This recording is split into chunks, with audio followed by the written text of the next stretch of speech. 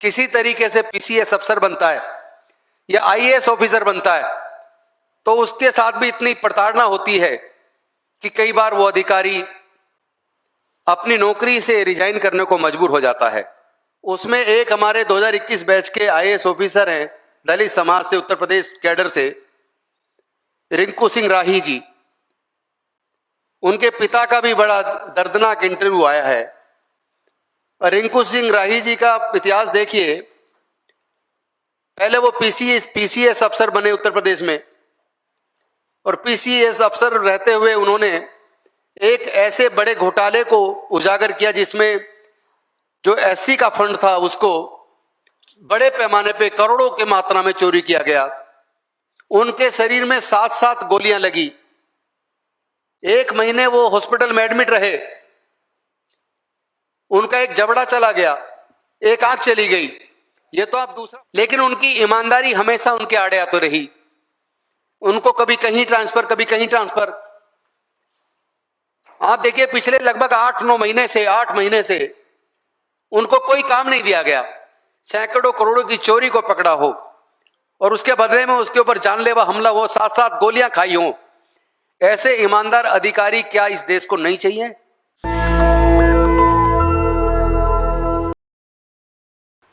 सबसे पहले तो मैं आज की इस प्रेस वार्ता में आप सभी का स्वागत करता हूं।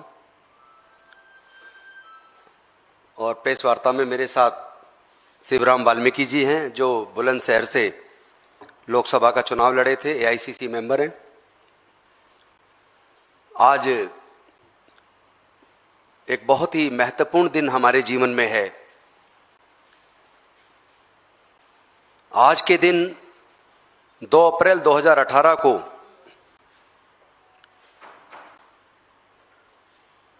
Prevention of SC/ST atrocities act 1989 पर जब सुप्रीम कोर्ट ने एक जजमेंट दिया और उस एक्ट को डाइल्यूट करने की बात आई, तो prevention of SC/ST atrocities act को बचाने के लिए पूरे देश के अंदर SC/ST के युवाओं ने संवैधानिक तरीके से एक बहुत बड़ा आंदोलन किया। और उस आंदोलन में पुलिस की गोली से और दरिंदों की गोली से, जातिवादी गुंडों की गोली से टोटल हमारे 14 बच्चों की जान गई। जो आप स्क्रीन पे देख रहे हैं वो 14 बहुजन समाज के SC/ST के वो शहीद हैं जिन्होंने SC/ST एक्ट को बचाने के लिए आंदोलन के अंदर जो शहीद हुए अपने प्राणों की आहुति दी। और ये आंदोलन बेहद शांतिपूर्वक तरीके से किया गया था पूरे देश में। इस आंदोलन के तुरंत बाद सरकार दबाव में आई और उन्होंने सुप्रीम कोर्ट में रिव्यू पिटीशन लगा के इस एक्ट को बचाने का काम किया था। तो सबसे पहले तो मैं अपने उन 14 शहीदों को अपनी श्रद्धांजलि अर्पित करता हूं। लेकिन सवाल यह है कि आखिर कब तक हमारे लोगों के ऊपर जुल्म और अत्याचार होते रहेंगे? कब एक तरफ यूनिवर्सिटीज़ के अंदर हमारे लोगों को प्रताड़ित किया जाता है, वाइवा में फेल किया जाता है, इंटरनल एग्जाम्स में कम नंबर दिए जाते हैं, उनको इतना प्रताड़ना की जाती है कि कई बार वो सुसाइड के लिए मजबूर होते हैं। आखिर कब तक रोहित वेमुला, पायल तड़वी या इस तरह के लोग अपनी जान गंवाते रहेंगे? दूसरी तरफ इतने जुल्म सितम के बाद, और जहां हम देख रहे हैं यूनिवर्सिटीज के अंदर विशेष तौर पर हमारे काबिल बच्चों को NFS करके नौकरी में आने से रोका जाता है, जबकि वो PhD किए हुए हैं, JRF और नेट दोनों किए हुए हैं। उसके बाद भी अभी आपने हरियाणा का रिजल्ट देखा होगा, इंग्लिश के असिस्टेंट प्रोफेसर की पोस्ट पे 120 पोस्ट थी। और अनुसूचित जाति के अंदर 2 भाग में 60 एक ग्रुप में, 60 दूसरे SC के ग्रुप में। एक ग्रुप में से 1 बच्चे को लिया, दूसरे ग्रुप में से केवल 2 बच्चों को लिया। यानी 120 वैकेंसी के अगेंस्ट केवल 3 बच्चों को लिया और 117 को नोट फाउंड सुटेबल करके निकाल दिया, या इतने उस पर कट ऑफ मार्क्स इस तरह का रख दिया, क्वालिफाइंग मार्क्स, ताकि ऐसे बच्चों को आगे बढ़ने से रोका जा सके। तो एक तरफ तो एनएफएस करके या दूसरे माध्यमों से प्रताड़ना की जाती है, रोका जाता है, लेकिन दूसरी तरफ अगर कोई मेहनत मशक्कत करके अपने जीवन में संघर्ष करके किसी तरीके से पीसीएस अफसर बनता है या आईएएस ऑफिसर बनता है, तो उसके साथ भी इतनी प्रताड़ना होती है कि कई बार वो अधिकारी अपनी नौकरी से रिजाइन करने को मजबूर हो जाता है। आज जिस मुद्दे पे मैं प्रेस कॉन्फ्रेंस करने आया हूं, उसमें एक हमारे 2021 बैच के आईएएस ऑफिसर हैं, दलित समाज से, उत्तर प्रदेश कैडर से, रिंकू सिंह राही जी। उनके पिता का भी बड़ा दर्दनाक इंटरव्यू आया है। और रिंकू सिंह राही जी का इतिहास देखिए, पहले वो पीसीएस अफसर बने उत्तर प्रदेश में, और पीसीएस अफसर रहते हुए उन्होंने एक ऐसे बड़े घोटाले को उजागर किया जिसमें जो एससी का फंड था उसको बड़े पैमाने पे करोड़ों के मात्रा में चोरी किया गया। और जो जब उन्होंने उसको खुलासा किया, उस चोरी को रोकने की कोशिश की, तो सुबह के समय उनके ऊपर जानलेवा हमला किया गया। उनके शरीर में 7-7 गोलियां लगी। 1 महीने वो हॉस्पिटल में एडमिट रहे। उनका एक जबड़ा चला गया, एक आंख चली गई। ये तो आप दूसरा फोटो देख रहे हैं। उनका एक आंख, एक जबड़ा उस हमले में चला गया। 7-7 गोली खाकर भी उस आदमी का जीवन देखिए कि वो जिंदा रहा, वापस आया। देश की सेवा का जज्बा, इतना गजब का जज्बा इस आईएएस ऑफिसर रिंकू सिंह में था कि 2021 में उन्होंने आईएएस को क्वालिफाई किया, आईएएस बने उत्तर प्रदेश कैडर से। वो जहां जहां गए वहीं बेहद ईमानदारी से देश हित में जनसेवा का कार्य उन्होंने किया। लेकिन उनकी ईमानदारी हमेशा उनके आड़े आते रही। उनको कभी कहीं ट्रांसफर, कभी कहीं ट्रांसफर। आप देखिए, पिछले लगभग 8 महीने से उनको कोई काम नहीं दिया गया। उनको इतना प्रताड़ित किया गया, उन्होंने कहा कि जब कोई काम नहीं करूंगा तो मैं तनख्वाह क्यों लूं। उन्होंने तनख्वाह लेने से इनकार कर दिया। उन्होंने कहा कि मुझे कोई काम दो, मैं इस नौकरी में जनसेवा के लिए आया हूं। उन्होंने बताया कि किस तरीके से उत्तर प्रदेश के अंदर सड़कें बनी नहीं है लेकिन पेमेंट हो जाती है, किस हद तक भ्रष्टाचार है। और भ्रष्टाचार को उजागर करने का, विसिल ब्लोवर होने का उनको ये खामियाजा भुगतना पड़ा। पहले तो उनकी जान पे हमला, वो जान बची 2009 में बड़ी मुश्किल से। और अब आईएएस में आने के बाद भी जब वो लगातार जनहित के मुद्दे, भ्रष्टाचार के मुद्दे उठा रहे हैं, तो उनको कोई भी प्रमुख पोस्टिंग ना मिले। ऐसा ही एक वाकया जब वो आईएएस बन के एसडीएम बन के गए सीतापुर, तो वहां की घटना है। वहां उन्होंने कचहरी के अंदर, तहसील के अंदर किसी एक वकील के मुंशी को दीवार के साथ टॉयलेट करते हुए पकड़ लिया और उसको उन्होंने उठक बैठक लगवा दी कि भाई ये तुमने गलत काम किया है। सारे वकील इकट्ठे होकर आ गए उनके पास। उसी दिन उन्होंने ज्वाइन किया था वहां, और उनको कहा जी ये मजबूरी में वहां उसने टॉयलेट किया है, चूंकि यहाँ टॉयलेट बहुत गंदे हैं, बहुत खराब हैं। तो उसने कहा भाई चूंकि अब मैंने आज चार्ज लिया है और ये मैं मानता हूं कि ये मेरी जिम्मेदारी है, और मैं आपके सामने उठक बैठक लगा के स्वीकार करता हूं कि ये प्रशासन की गलती है, और चूंकि मैं खुद ही एसडीएम यहाँ आज मैंने ज्वाइन किया तो मैं इसे अपनी गलती मान लेता हूं। इतने ईमानदार अधिकारी कहीं मिलेंगे?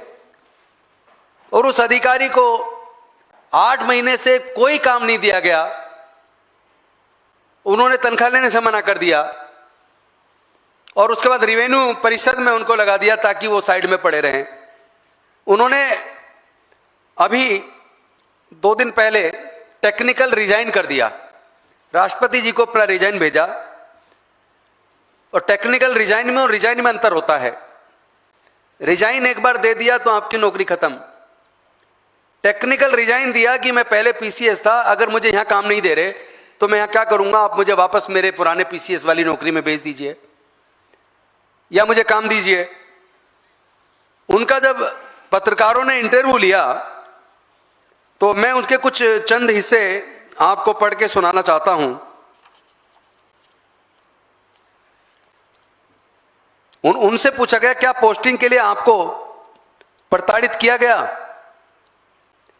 तो उन्होंने कहा मुझे प्रताड़ित नहीं किया गया, मैं व्यक्तिगत रूप से बहुत खुश हूं, घूमने फिरने का समय मिल रहा है। मैं नौकरी व्यक्तिगत सुविधा के लिए नहीं बल्कि लोगों की सेवा के लिए करने आया हूं। यह नैतिक मामला है, मेरे आदर्श और सिद्धांत आड़े आ रहे हैं। फिर उनसे एक सवाल किया गया कभी आपने पोस्टिंग के लिए मुख्य सचिव से संपर्क किया? तो उनका जवाब सुनिए। उन्होंने कहा जिन्हें पोस्टिंग की चाहत होती है वे अधिकारियों से मिलते हैं, मुझे पोस्टिंग की चाहत नहीं है, कोई भी काम दें, मुझे सिर्फ काम करना है।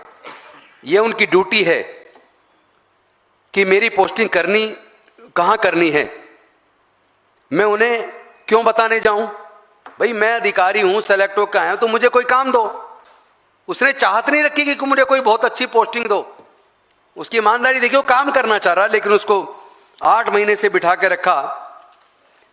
उनसे एक सवाल किया गया आपने लिखा कि भ्रष्टाचार का समानांतर तंत्र चल रहा है, इसका आधार? तो वो जवाब देते हैं बिल्कुल सही कहा है। आप देखते होंगे कि कई जगह सड़क नहीं होती लेकिन कागजों में सड़क बन चुकी होती है, पेमेंट हो चुकी होती है। यह भ्रष्टाचार का तंत्र है जिससे राजनीतिक लोग भी परेशान हैं। दूसरा उनसे सवाल किया गया इस भ्रष्टाचार के तंत्र का कौन चला रहा है? तो उन्होंने जवाब दिया ब्यूरोक्रेसी ही इस भ्रष्टाचार का तंत्र चला रहा है, बिना पैसा दिए यह तंत्र चलता ही नहीं है। जब कागजों में ही काम हो रहा है तो इसका क्या मतलब? और 8 महीने से लगातार उनको कोई काम नहीं। इसका मतलब यह हुआ कि अगर कोई अधिकारी भ्रष्टाचार के खिलाफ आवाज उठाता है, जनता के लिए काम करना चाहता है, जिसने एक विसिल ब्लोवर की तरह पीसीएस अफसर रहते हुए सैकड़ों करोड़ों की चोरी को पकड़ा हो और उसके बदले में उसके ऊपर जानलेवा हमला हो, 7-7 गोलियां खाई हो, ऐसे ईमानदार अधिकारी क्या इस देश को नहीं चाहिए? क्या ईमानदार अधिकारियों को और दलित होने की उसको सजा दी जाएगी? एक दलित आईएएस ऑफिसर जो देश सेवा के लिए नौकरी में आया, सोच के देखिए 2009 में कहां वो पीसीएस थे, और फिर लेकिन उसका काम करने का जज्बा था कि उन्होंने 2021 में फिर आईएएस में आके सिलेक्ट करके आए, और लेकिन अब उनको 8 महीने से काम नहीं है। तो मैं आज ये मांग करता हूं देश के राष्ट्रपति जी से कि राष्ट्रपति जी उनका टेक्निकल जो इस्तीफा है उसको स्वीकार ना किया जाए, यूपी की सरकार को डायरेक्शन दी जाए कि उनको काम दिया जाए, उनको उनकी ईमानदारी का उनको मिलना तो रिवार्ड चाहिए, लेकिन रिवार्ड की बजाय पनिशमेंट क्यों? और दूसरा एक मांग मैं आज और देश के प्रधानमंत्री जी से करना चाहता हूं, और वो जो मेरी मांग है वो ही मांग हमारे नेता न्याय योद्धा आदरणीय राहुल गांधी जी ने मेल करके चिट्ठी के माध्यम से देश के प्रधानमंत्री जी से भी की है आज, कि SC/ST prevention of atrocities act को डाइल्यूट करने के खिलाफ संवैधानिक तरीके से भारत के अनुसूचित जाति जनजाति के युवाओं ने 2 अप्रैल 2018 को आंदोलन किया था। उस आंदोलन में 14 बच्चों की जान गई थी, लाखों बच्चों के ऊपर पूरे देश में मुकदमे दर्ज हुए, हजारों की मात्रा में बच्चे जेल गए, अभी भी लाखों बच्चे कोर्ट कचहरी के चक्कर काट रहे हैं। उनके भविष्य का सवाल है, वो कोई चोर डकैत अपराधी नहीं है। उन्होंने तो केवल एट्रोसिटी एक्ट को बचाने के लिए संवैधानिक तरीके से आंदोलन किया था। आदरणीय राहुल गांधी जी ने चिट्ठी के माध्यम से प्रधानमंत्री जी से निवेदन किया है कि गृह मंत्री जी को आप डायरेक्शन दें कि पूरे देश से उन बच्चों के खिलाफ चल रहे वो केस वापस होने चाहिए, वो केस वापस लिए जाए। और जहां जहां कांग्रेस की सरकार है उनके मुख्यमंत्रियों को भी अभी 2-3 दिन पहले राहुल जी ने उन मुख्यमंत्रियों को भी उन्होंने चिट्ठी लिखी है और उनसे भी निवेदन किया है कि चूंकि ये संवैधानिक तरीके से लड़ाई को लड़ना का काम किया गया एट्रोसिटी एक्ट को बचाने के लिए, वो कोई अपराधी नहीं है, उनके इसको तुरंत वापस लेने की प्रक्रिया शुरू की जानी चाहिए। तो मैं देश के प्रधानमंत्री जी से, गृह मंत्री जी से, राष्ट्रपति जी से निवेदन करूंगा कि वो उन बच्चों के खिलाफ जो मुकदमे चल रहे हैं, वो लगातार लगभग 8 साल से कोर्ट कचहरी के चक्कर काट रहे हैं, उन्होंने कोई अपराध नहीं किया था, वो कोई अपराधी नहीं है, गुंडे बदमाश नहीं है। उन्होंने केवल एट्रोसिटी एक्ट को बचाने के लिए आंदोलन किया था, संवैधानिक तरीके से आंदोलन किया था। उनके ऊपर चल रहे केस वापस होने चाहिए और आईएएस रिंकू सिंह जी, राही जी को ससम्मान उनको वापस, उनके इस्तीफे को स्वीकार ना करते हुए वापस उनको नौकरी दी जाए और उनको कोई काम, महत्वपूर्ण जिम्मेदारी जो सरकार के सबसे संवेदनशील जो विभाग हो, क्योंकि ईमानदार अधिकारी ही इस देश को बनाने का काम कर सकते हैं, तो अधिकारी ईमानदार है तो उसको रिवार्ड दिया जाए, ना कि पनिशमेंट दिया जाए। बहुत बहुत धन्यवाद, शुक्रिया आपका। हरियाणा कैडर के आईपीएस रहे हैं वाई पूर्ण सिंह, वो सुसाइड कर लिए थे, तो क्या इन विभागों में जातिवाद अभी भी कायम है? इसमें कोई संदेह नहीं है कि देश के अंदर एक मानसिकता, जो जातिवादी मानसिकता है, वो अभी भी बहुत बड़ी मात्रा में लोगों के अंदर है। वो राजनीति में बैठे हुए लोगों के अंदर भी है, वो ब्यूरोक्रेसी के अंदर भी है, और कई बार तो लगता है वो जुडिशरी के अंदर भी है, और वो मीडिया के अंदर भी है। ऐसा कोई सेक्टर नहीं है जहां जातिवाद की जड़ें आज भी मजबूती से अपना काम ना कर रही हों। और आए दिन कभी हमारे छात्रों को, कभी प्रोफेसर्स को, तो कभी किसी ब्यूरोक्रेट को, कभी किसी पुलिस अधिकारी को आए दिन सुसाइड करना होता है। और जब भी आप देखेंगे तो उसका एंगल कहीं ना कहीं जातिवाद से जुड़ता है। सीजीआई गवाई साहब को भी जूता फेंक दिया गया था, सबसे ऊंची कुर्सी पर पहुंचे थे। देखिए, ये मानसिकता की बात है। जिसकी मानसिकता खराब है वो इस तरह की हरकत करते हैं, तो ये सरकार की जिम्मेदारी है कि जो भी कोई संविधान के खिलाफ काम करे उसको बेहद सख्त सजा होनी चाहिए। और देश जातिवाद को, देश को जातिवाद कमजोर कर रहा है। देश में जातिवाद और ज्यादा नहीं फैलना चाहिए। Thank you.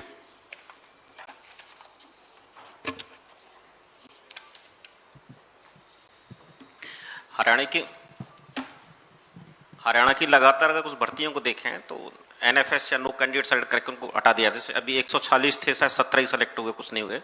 तो कांग्रेस का क्या स्टैंड है? इस तरह से लगातार एक तरफ जितने लोग हैं जो सवर्ण वर्ग से आते हैं वो बयान देते हैं कि SC ST वाले लोग हैं वो हमारा हक खाते हैं, -40 में सिलेक्शन हो जाता है, ये तमाम बातें चलती हैं। लेकिन जब प्रैक्टिकली जाके देखते हैं तो वाइवा में उन्हें फेल कर दिया जाता है और फाइनली सिलेक्शन लिस्ट में कम नंबर आता है। ये एक सच है, इसको झुटलाया नहीं जा सकता। लेकिन ये सच एक तो जनता के सामने नहीं आ पाता, दूसरा आपका कांग्रेस का क्या स्टैंड है? लगातार हुआ, एक भर्ती की बात नहीं कर रहा हूँ, असिस्टेंट प्रोफेसर की उसके पहले ही भर्ती हुई, पॉलिटेक्निक इंजीनियरिंग की कुछ भर्ती हुई, वहां भी ऐसा ही हुआ हरियाणा के अंदर। हमारा ये मानना है कि जो बच्चे PhD किए हुए हैं, JRF किए हुए हैं, नेट क्वालिफाई हैं, तो ये तो नहीं कहा जा सकता कि वो बच्चे काबिल नहीं हैं। लेकिन अगर यूनिवर्सिटी को बड़ी मात्रा में बच्चों को फेल करना हो, या ये समझिए इस चयन की प्रणाली को बदलना हो, तो जानबूझ के भी वो कई बार ऐसे षड्यंत्र करते हैं जिसमें ऐसे काबिल बच्चों को रोका जा सके, ताकि वो जिस तरह की चयन प्रक्रिया वो चाहते वो वापस, जब दबाव बनेगा तो वो वापस इस प्रक्रिया को कैंसिल करके वापस वो प्रक्रिया है। जैसा कि अभी देखा हुआ अपने सेंट्रल यूनिवर्सिटीज़ के अंदर, वहाँ इंटरव्यू से सिलेक्शन होता है, कोई रिटन टेस्ट नहीं है। अभी आप दिल्ली का एग्जांपल देख लीजिए, दिल्ली यूनिवर्सिटी के अंदर यहाँ इंटरव्यू होता है, रिटन टेस्ट नहीं होता। वहाँ टोटल RSS बैकग्राउंड के जिनका नाम वहाँ से आता है उनका सिलेक्शन हो जाता है। और ऐसे ऐसे लोग सेलेक्ट हो रहे हैं उसमें तो, बल्कि जो पढ़ाने भी नहीं जाते। प्रक्रिया ईमानदार हो तो चयन अच्छा ईमानदार होता है, प्रक्रिया गलत हो तो इसका तो और भी ज़्यादा दुरुपयोग होता है, जैसे दिल्ली यूनिवर्सिटी और सेंट्रल यूनिवर्सिटीज़ के अंदर हो रहा है। लेकिन चयन प्रक्रिया ईमानदार होनी चाहिए और काबिलियत को दरकिनार करना कदापि देश हित में नहीं है। कुछ रिपोर्ट्स ऐसी भी आई हैं कि वाइवा के दौरान कैंडिडेट्स के सरनेम के आधार पर सिलेक्शन होता है। उसके लिए रिपोर्ट को कुछ तथ्य इस तरह के दिए जाते हैं कि जो सिलेक्शन कमेटी है उस कमेटी में उसी तरह के, उसी बैकग्राउंड के लोग बिठाए जाते हैं अगर किसी भी टाइटल के आधार पर डिसीजन दे सकें। इवन देन कोई कितना तथ्य, कितना सही कितना गलत है वो आप भी बताएंगे कि सवर्ण का इंटरव्यू है तो सवर्ण लोग ज्यादा बैठेंगे, और नॉर्मली SC ST का है तो भी सवर्ण ज्यादा बैठेंगे, तो सिलेक्शन क्राइटेरिया वो तो हर इंटरव्यू में अगर आप देखेंगे तो मेजोरिटी में जो बैठते हैं उसमें एक ही दलित होता है, एक ही इंटरव्यू बोर्ड में एक ही होता है जो एक मेंबर के तौर पे जिसको कमेटी में बुलाया जाता है। बाकी तो दूसरे ही लोग होते हैं, लेकिन सवाल वो है ही नहीं। बात सोच का है, कौन किस जाति का है वो महत्वपूर्ण नहीं है, बात है क्या उसकी न्यायकारी सोच है या नहीं है। तो जहां सोच ठीक नहीं है, जातिवादी सोच है या सेलेक्टेड उसकी सोच बनी हुई है, जहां कुछ अपने लोगों, खास लोगों को सेटल करना है, तो वहां फिर ईमानदारी हार जाती है और बेईमानी जीत जाती है। नेशनल दस्तक की आपसे गुजारिश है कि अगर इसको बचाना चाहते हैं तो नेशनल दस्तक को सब्सक्राइब करने के लिए रेड कलर के सब्सक्राइब बटन को दबाएं, फिर बेल आइकन की घंटी दबाएं। नेशनल दस्तक को बचाने के लिए बहुत जरूरी है कि हर खबर को शेयर करें, लाइक करें, कमेंट जरूर करें।